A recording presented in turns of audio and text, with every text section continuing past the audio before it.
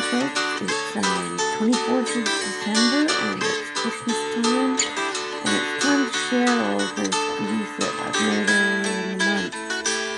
We've got our turtles in the front there, which are the pecan and caramel and chocolate confections. And then we've got jewel bars, and we've got minced tarts, and we've also got our Christmas cake. Christmas pudding has to wait till Christmas Day, so that'll be a surprise on the day. But having company over, it's time to get out the goodies that we've been saving.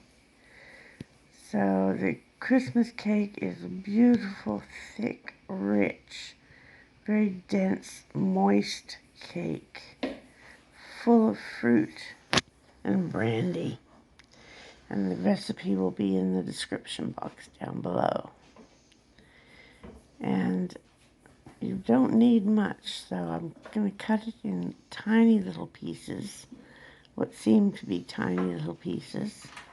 And a little bit goes a long way, put it that way. They really are. It is a delicious cake, very, very rich. I'm just going to cut a few small pieces to put on the tray.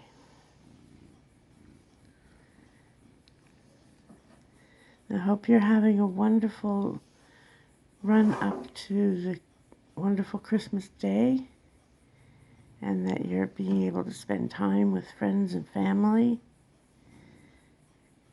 And I hope that wherever you are able to enjoy the season.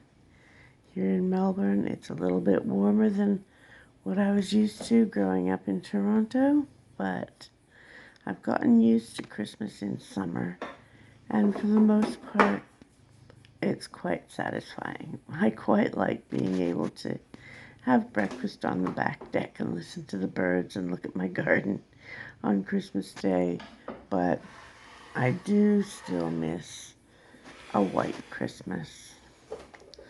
And in this other box here, we have our minced tarts that were made with the same mixture as the Christmas cake and the Christmas pudding. And we've got our jewel bars. I did find it difficult to get different colored cherries.